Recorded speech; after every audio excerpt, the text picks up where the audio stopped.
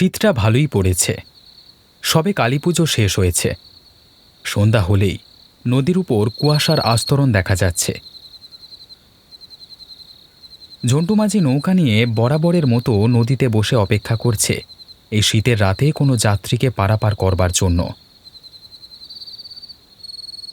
চলে আয় বাবা, চলে আয়, যা যাত্রী আছিস চলে আয়। বেশি রাত হলে আর নদী পারাপার করতে পারবো না। কে কে যাবি, চলে আয় তাড়াতাড়ি। তোর বাবা আসে না কেন? নিজের মনেই ঝন্টু বকছে এবং সাথে সাথে তামাকের হুঁকোটা টেনে নিজের শরীরকে গরম রাখছে। এমন সময় অন্ধকারের মধ্য থেকে নদীর পার ধরে একটা চাদর মুড়ি দেওয়া লোক সেখানে এসে দাঁড়ালো। যাবেন নাকি ওপারে? আরে হ্যাঁ, যাবো বলি তো বসে আছি। উঠে পড়ুন, বেশি দেরি করবেন না। এদিকে ঠান্ডা যত বাড়ছে ধোঁয়াশা তত আসছে, দুধ তেরিকা। লোকটা বেশি কথা না বাড়িয়ে নৌকার উপর উঠে পড়ল। ঝন্টু ওর নৌকাটা ছেড়ে দিল।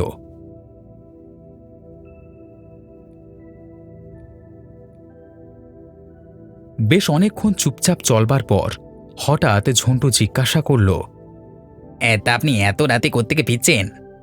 একটু দরকার ছিল, সেই দরকার মেটাতে মেটাতে এতটা রাত হয়ে গেল।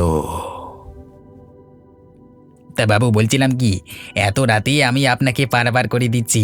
হ্যাঁ, আমার কিছু উপরি পাওনা হবে তো। এত কথা বলো কেন? তুমি চুপচাপ নৌকা চালাতে পারছো না? না, তাই বলছিলাম আর কি। লোকটার ব্যবহারে ঝন্টু কিছুটা নিরাশ হলো। মনে মনে বলল, দাঁড়া বেটা, আমাকে অপমান করলি? তোকে আমি আজকে সারা রাত এই নদীর জলে ঘোরাবো, দেখ কেমন লাগে।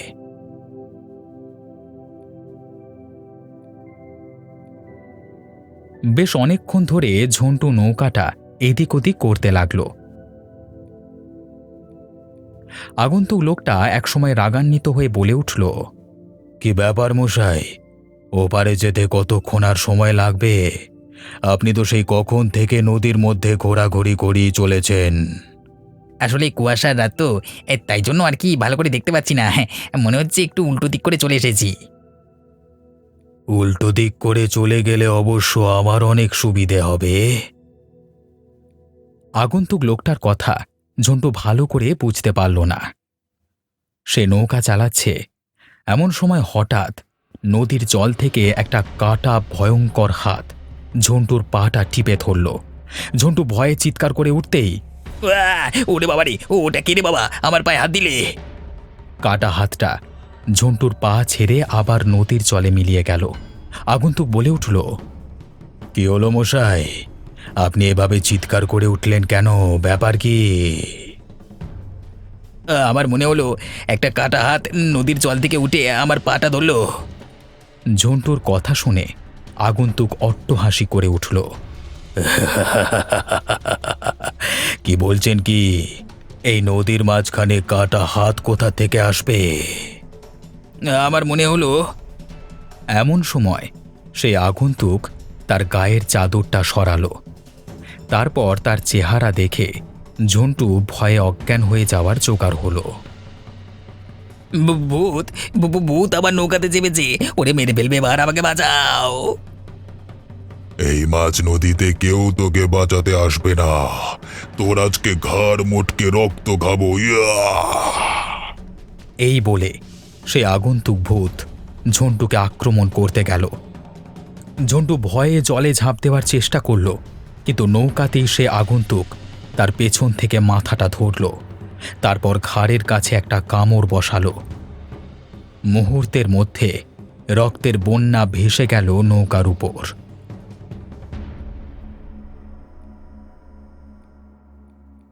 অনেকদিন পর নীলাঞ্জন, রতন এবং মনীষা একসাথে হয়েছে। তারা নিজেদের মধ্যে আলোচনা করে একটা পিকনিকের আয়োজন করছে। পিকনিকটা খুব শীঘ্রই হবে। চল চল, আমাদের এই বন্ধুত্বটাকে একটা পিকনিক দিয়ে সেলিব্রেট করা যাক। কতদিন আমরা একসাথে হইনি বলতো? তা যা বলেছিস তুই। চল, আমরা তবে একটা ছোটখাটো পিকনিকের আয়োজন করে ফেলি। কিন্তু এই সময় পিকনিক কোথায় হবে? শহর এলাকায় তো আমরা থাকি, এখানে পিকনিক করা হবে না। আমরা বরং কোনো গ্রাম্য অঞ্চলের দিকে গেলে ভালো হয়। তোর জানাশোনা কোনো গ্রাম্য অঞ্চল আছে? আমার কালুদার বাড়ি গ্রামে, তাহলে ওখানে গিয়ে পিকনিকটা সারা যাক। অবশ্যই, কিন্তু একটা কথা বলিস, কালুদার পরিবারে যদি কেউ থাকে তাহলে কিন্তু আমরা যাব না, কারণ আমাদের আনন্দের জন্য কোনো পরিবারকে উত্ত্যক্ত করা ঠিক হবে না। না রে না, আমার কালুদা সম্পূর্ণ একা, ওদের পরিবারে কেউ নেই, অতএব ওখানে গেলে আমাদের কোনো অসুবিধে হবে না।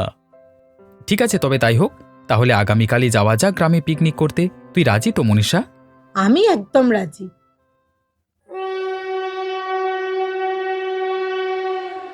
পরদিন সকালে বেরিয়ে সন্ধে নাগাদ তারা গ্রামে এসে পৌঁছালো।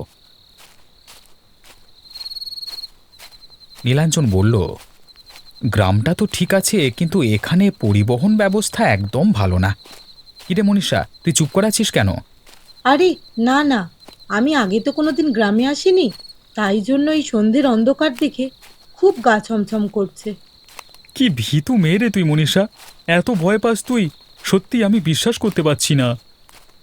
আরে ওসব কথা বাদ দে, তোর কালু দাদার বাড়ি আর কদ্দূর? আরে এখন অনেকটা রাস্তা যেতে হবে রে, এই তো সবে শুরু। ওই যে দেখতে পাচ্ছিস নদী আসছে, ওই নদীটা পেরিয়ে যেতে হবে। ওখানে কি কোনো নৌকা আছে নাকি ব্রিজ?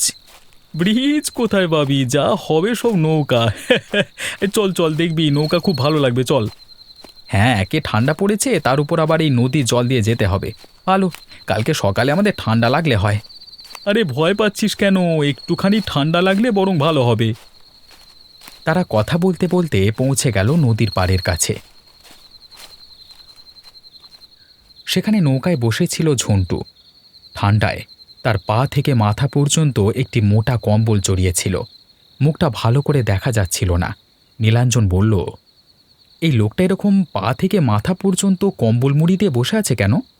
আপনাদের মতো আমরা শহরে থাকি না, নদীর জলে সারাদিন থাকতে হলে বুঝতেন কেমন অনুভূতি হয়। হ্যাঁ, সে তো ঠিক কথাই বলেছেন। তাহলে চলুন ওপারে যাওয়া যাক নাকি? আপনারা সকলে নৌকায় উঠে বসুন, তাড়াতাড়ি করুন, বেশি সময় দিতে পারবো নিকো। তারা তিন বন্ধুতে নৌকায় উঠে বসল। ঝন্টু নৌকা বাইতে শুরু করল। নৌকা বেয়ে যেতে যেতে ঝন্টু প্রশ্ন করল, তা আপনারা যে এখানে রাতের বেলা এসেছেন, আপনাদের ভয় করছে না? আরে ভয় কিসের করবে, তোমাদের এখানে ডাকাতের উপদ্রব নেই বললেই তো চলে, তাই না? নাকি আছে? চোর ডাকাতের উপদ্রব এখানে নেই বললেই চলে, কিন্তু অন্য কিছু তো এখানে আছে। কিসের কথা বলছেন আপনি? ঝন্টু এই প্রশ্নের উত্তর আর দিল না। বেশ কিছুক্ষণ চুপচাপ নৌকো চড়বার পর রতন হঠাৎ করে বলে উঠল, সত্যি করেই ঠান্ডাটা বেশ জাঁকিয়ে পড়েছে। এমন সময় হঠাৎ করে জল থেকে একটা কাটা হাত বেরিয়ে এসে রতনের একবার পা ছুঁয়ে গেল। রতন ভয়ে লাফিয়ে উঠল। ওরে বাবা রে, কে রে বাবা, জলের মধ্য থেকে আমার পায়ে হাত দিল। আরে তোর কি হলো, তুই এভাবে লাফিয়ে উঠলি কেন? আরে বাবু, আপনি বসে পড়ুন, এভাবে উঠে দাঁড়িয়ে লাফালাফি করবেন না নৌকার মধ্যে। নৌকা ডুবে গেলে সবাই কিন্তু ডুবে মরবো আমরা। দেখুন না, আমার মনে হলো জলের মধ্য থেকে একটা হাত উঠে এসে আমার পাটা ধরলো। অন্ধকারের মধ্যে আপনি দেখলেন কি করে যে জলের মধ্য থেকে হাত উঠে আসছে? আমার স্পষ্ট মনে হলো একটা যেন মানুষের হাত, বড় বড় নখ। বাজে কথা বলবেন নিকো, আমি এতদিন ধরে এখানে নৌকা চালাচ্ছি, কই আমাকে তো কোনোদিন হাত দেখা দেয়নি। আপনি হয়তো দেখতে ভুল করেছেন, ওটা হয়তো কোনো মাছ। কিন্তু এই শীতের ঠান্ডা রাতে মাছ থেকে লাফালাফি করবে বলুন তো জলের মধ্যে? আপনি দেখছি আমার থেকে বেশিই জানেন। ঝন্টুর রূঢ় ব্যবহারে তারা সকলে আবার চুপ করে গেল। বেশ কিছুক্ষণ নদীর জলে নৌকা চালানোর পর তারা ওপারে এসে পৌঁছালো। আপনারা নেমে পড়ুন, আমরা চলে এসেছি। তারা সকলে নদীর ওপর নেমে পড়ল। নীলাঞ্জন ঝন্টুকে পয়সা মিটিয়ে দিতে ঝন্টু বলল, এই রাতের বেলায় বেশিক্ষণ বাইরে থাকবেন না, যদি ভালো চান তাহলে যেখানে যেতে এসেছেন সেখানে তাড়াতাড়ি চলে যান। তার মানে? এর থেকে বেশি আমি আর কিছু বলতে পারবো না, আমি চললাম। এই কথা বলে ঝন্টু তার নৌকা নিয়ে নদীর ধোঁয়াশার মধ্যে মিলিয়ে গেল। আবার এদিকে নীলাঞ্জন এবং তার বন্ধুরা পড়ল মহা ফাঁপড়ে। এই তোর কালুদার বাড়ি এখান থেকে কত দূর? আর কতটা পথ হেঁটে যেতে হবে? এখান থেকে বেশ অনেকটা পথ হেঁটে যেতে হবে রে। তাহলে চল চল, আর বেশি দেরি করিস না, আমরা চলে যাই, কেমন? অনেক রাত হলো তো। তারা আবার হাঁটতে শুরু করলো। চারিদিক নিস্তব্ধ। মাঝে মাঝে বুনো শেয়ালের দল চিৎকার করে উঠে কতটা ঠান্ডা পড়েছে তার জানান দিচ্ছে। সকলের চোখে মুখে একটা ভয়ের ছাপ, কিন্তু কেউ কাউকে কোনো কথা বলছে না। এইভাবে বেশ কিছুক্ষণ হাঁটবার পর তারা একটা বাঁশতলায় এসে পৌঁছালো। এমন সময় রতন দেখল বাঁশতলার একপাশে কে যেন দাঁড়িয়ে আছে। সে দাঁড়িয়ে পড়ে বলল, নীলাঞ্জন, ওদিকে তাকিয়ে দেখ, কে যেন দাঁড়িয়ে আছে। রতনের কথা মতো নীলাঞ্জন সেদিকে তাকিয়ে দেখল, সত্যি সেই বাঁশতলায় কে যেন দাঁড়িয়ে আছে। কে কে ওখানে দাঁড়িয়ে আছেন? বেরিয়ে আসুন বলছি, দয়া করে। যদি আপনার মনে কোনো খারাপ চিন্তা থাকে তাহলে আমাদের উপর প্রয়োগ করবেন না, বলে দিলাম। আমাদের কাছে কিছুই নেই, আমরা এখানে পিকনিক করবার জন্য এসেছি। এই কথা শুনে সেই ছায়ামূর্তিটা অন্ধকার থেকে বেরিয়ে এলো। অন্ধকার থেকে বেরিয়ে এসে তাদের সামনে দাঁড়ালো। তারা সকলে দেখল একটা চাদর মুড়ি দেওয়া লোক। তার মুখ দেখা যাচ্ছে না। বলল, না না, তোমাদের কাছ থেকে কিছু চুরি করে নেওয়ার ধান্দা আমার নেই। আমি এখানে এসেছিলাম একটু হাঁটতে। তা তোমরা যাবে কোথায়? আমরা যাব কালুদার বাড়ি। আপনি কি কালুদাকে চেনেন? চিনব না কেন? তবে চলো আমার সাথে, আমি তোমাকে কালুর বাড়িতে নিয়ে যাই। ঠিক আছে, চলুন তবে যাওয়া যাক। আগন্তুক লোকটা তাদেরকে সাথে করে নিয়ে চলতে শুরু করলো। তাদের মধ্যে বেশি কথা হচ্ছে না। কুয়াশা রাতের পথ চিনে যাওয়া সকলের পক্ষে দুষ্কর হয়ে যাচ্ছে। তাতেও তারা হেঁটে হেঁটে যাচ্ছে। একসময় রতন হঠাৎ জিজ্ঞাসা করল, এই রাস্তাটা তো আমার চেনা বলে মনে হচ্ছে না। আপনি আমাদেরকে কোথায় নিয়ে যাচ্ছেন? চুপচাপ আমার পেছনে এসো, বেশি কোনো কথা বলো না। আমি তো এখানে আগেও এসেছি, এই রাস্তাটা দিয়ে তো কোনোদিন যাইনি। এই রাস্তাটা তোমার কালুদার বাড়িতে আরো তাড়াতাড়ি পৌঁছে দেবে। এরপর বেশ অনেকক্ষণ চলবার পর তারা একটা শুনশান জায়গায় এসে উপস্থিত হলো। সেখানে নিয়ে এসেই আগন্তুক সকলকে থামালো। আরে আরে, আপনি এখানে আমাদেরকে থামালেন কেন? আপনি কি চান বলুন তো? তোমাদের রক্ত মাংস খেতে চাই। মানে, আপনি কি বলতে চাইছেন? হঠাৎ আগন্তুকের মুখে এই কথাগুলো শুনে সকলে থরথর করে কাঁপতে শুরু করলো। তারা বুঝতে পারল না যে তারা কোন বিভীষিকার মধ্যে এসে পড়েছে। হঠাৎ মুখের চাদর সরিয়ে সেই ভূত তাদের দিকে ঘুরে দাঁড়ালো। অনেকদিন বাদ মানুষের শরীরের মাংস খেতে পারবো। তোদের তিনজনকে শেষ করে আমি তোদের রক্ত মাংস চিবিয়ে চিবিয়ে আয়েশ করে খাবো। কেউ তোদের আমার হাত থেকে বাঁচাতে পারবে না। সেই ভৌতিক পিশাচের কথা শুনে এবং রূপ দেখে তারা আর কেউ সেখানে স্থির হয়ে দাঁড়িয়ে থাকতে পারল না। তারা তিনজনই সেখান থেকে দৌড়াতে শুরু করল। তার মধ্যে আবার রতন একবার পেছু ঘুরে তাকিয়ে দেখল সেই ভূত তাদের দিকে হাত বাড়িয়ে দৌড়ে আসছে। তোরা যতই আমার কাছ থেকে পালানোর চেষ্টা করিস, তোদের একজনকে আমি আজকে শেষ করবই। কেউ তোদের বাঁচাতে পারবে না। রতন দৌড়াতে দৌড়াতে বলল, যদি এর হাত থেকে বাঁচতে চাস তাহলে কেউ দাঁড়াস না, আমার পেছু পেছু দৌড়ে চলে আয়। কি করতে যে আমরা ঘর থেকে বেরিয়েছিলাম, আজকেই মনে হচ্ছে আমাদের শেষ দিন। আমাদের আর কেউ বাঁচাতে পারবে না। হঠাৎ তারা লক্ষ্য করল তাদের বান্ধবী মনীষা নেই। রতন এবং নীলাঞ্জন দাঁড়িয়ে পড়ল। এ কি, মনীষা গেল কোথায়? এই তো আমাদের সাথে দৌড়ে আসছিল। এরপরই তারা পেছনে দূরে তাকিয়ে দেখল মনীষা সেখানে অজ্ঞান হয়ে পড়ে আছে। তারা আবার তাকে বাঁচানোর জন্য তার কাছে গেল। মনীষা, মনীষা ওঠ, না হলে ওই ভূত আমাদেরকে মেরে ফেলবে। তাড়াতাড়ি ওঠ মনীষা, আমাদের এখান থেকে দ্রুত পালিয়ে যেতে হবে। কিন্তু মনীষা চোখ খুলল না কিছুতেই। এরই মধ্যে সেই ভূত হঠাৎ অন্ধকারের মধ্য থেকে আবার তাদের সামনে উদয় হয়। ভয়ানক কট্ট হাসি হেসে বলে,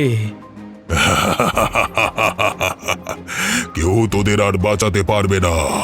আজ তোদের শেষ দিন। আমি আগেই বলেছি তোরা আমার থেকে পালিয়ে বাঁচতে পারবি না। আজকে তোদের তিনটেকেই আমি শেষ করব। রতন বাঁচবার জন্য কাতর আরতি জানিয়ে বলল, আমরা আপনার কি ক্ষতি করেছি? আপনি দয়া করে আমাদের যেতে দিন। আমরা আর কোনোদিন এখানে আসবো না। তোদের যেতে দিলে আমার যে খিদে পূরণ হবে না, তোকে আগে মারবো। এই বলে সেই ভূত গলা টিপে ধরল রতনের। রতন বাঁচবার জন্য ছটফট করছে এমন সময় পেছন থেকে একটা গম্ভীর গলা ভেসে এলো, যদি বাঁচতে চাস তাহলে ওকে ছেড়ে দে। কালুকে দেখে সেই ভূত যেমন ভয় পেল তেমনি রতন অত্যন্ত খুশি হয়ে চিৎকার করে উঠল, কালুদা আমাদেরকে বাঁচাও, ওই ভূত আমাদেরকে মেরে ফেলবে। আমি থাকতে তোদের কোনো চিন্তা নেই, কেউ তোদের কোনো ক্ষতি করতে পারবে না। তুই এখানে কি করছিস কালু? তুই আমার শিকারে হাত দিতে পারিস না। আমার শিকারকে আমার কাছ থেকে কেড়ে নিতে পারিস না। আমি কি পারি না পারি তোর কোনো আন্দাজ নেই। তুই ভালোই ভালোই ওদেরকে ছেড়ে দে, না হলে তোকে এক্ষুনি আমি মেরে ফেলবো। ছাড়বো না। অনেকদিন পর আমি মানুষ খেতে পারবো। আমি ওদের কিছুতেই ছাড়বো না। বেশ, তবে মর। এই বলে কালু মনে মনে মন্ত্র উচ্চারণ করে সেই ভূতের দিকে দৃষ্টি ফেলল। এরপরই দেখা গেল সেই ভূত তীব্র যাতনায় ছটফট করতে শুরু করেছে। ওরে বাবারে, ওরে বাবারে, মরে গেলাম রে। আমাকে কেউ বাঁচাও। আমার সারা শরীর জ্বলে যাচ্ছে। আমাকে দয়া করে এখান থেকে উদ্ধার করো। আমি আর কোনোদিন পাপ কাজ করবো না। আমাকে ছেড়ে দে। তোকে অনেকবার সুযোগ দিয়েছি আমি, অনেকবার হাতের কাছে পেয়ে তোকে ছেড়ে দিয়েছি, কিন্তু তুই যখন আমার আত্মীয়র ওপর আক্রমণ করলি তখন তোরা নিস্তার নেই। তোকে এবার মরতেই হবে। ওরে বাবারে, ওরে বাবারে, মরে গেলাম রে। আমাকে কেউ বাঁচাও। আমার সারা শরীর জ্বলে যাচ্ছে। আমাকে দয়া করে এখান থেকে উদ্ধার করো। ওরে বাবারে, ওরে বাবারে, মরে গেলাম রে। এইভাবে কিছুক্ষণ চিৎকার করবার পর সেই ভূত আগুনে জ্বলে পুড়ে বাতাসের সাথে মিলিয়ে গেল। কালুদা, তুমি ভাগ্যে সেখানে এসে পৌঁছেছিলে, না হলে আমাদের আর কেউ বাঁচাতে পারতো না। পরদিন সকালে তারা সকলে মিলে কালুর মাটির ঘরের দাওয়ায় বসে আছে। কালু জিজ্ঞাসা করল, তা তোরা আসবি যখন তখন একটু দিনের আলোতে আসতে পারিসনি? রাতের অন্ধকারের পর এই জায়গাটা অনেকটা খতরনাক হয়ে যায়। আমরা বুঝতে পারিনি যে এখানে হঠাৎ করে ভূতের উপদ্রব শুরু হয়েছে। আর বলিস নে বাপ, কে যে মানুষ আর কে যে ভূত সেটাই এখন বোঝা দেয়। তা তোরা একটা কথা বল দেখি, তোরা যে নদীর এপারে এলি তা কিভাবে এলি? কেন, আমাদের মাঝি পার করে দিল। ওই ঝন্টু মাঝি। বলিস কি রে, দেখেছিস কি কাণ্ড? কেন দাদা, কি হয়েছে? আরে আজকে 2 দিন হয়েছে ঝন্টু তার নৌকার উপর মাঝরাতে মারা পড়েছে। কে যেন তার মাথাটা মুচড়ে পেছনের দিকে করে দিয়েছে। ওই ভূতেরই কাজ হবে আর কি। তোদের যে কোনো রকম আক্রমণ করেনি সেটা শুনি আমার খুব ভালো লাগছে। হয়তো জানতো যে আমাদের উপর আক্রমণ করলে তাদের বিপদ আছে, কারণ আমরা তো আপনার আত্মীয়। তা যা বলেছ তুমি। তা তোমরা পিকনিক করছো কবে? আর পিকনিক, এখানে রাতের বেলা এসে যে জিনিস দেখলাম চোখের সামনে, তাতে পিকনিক মাথায় উঠে গেছে। আরে না না, আমি থাকতে কোনো ভয় নাই। তোমরা আজকে রাতেই বরং পিকনিকের আয়োজন করো, আমি তোমাদের সাথে থাকবো।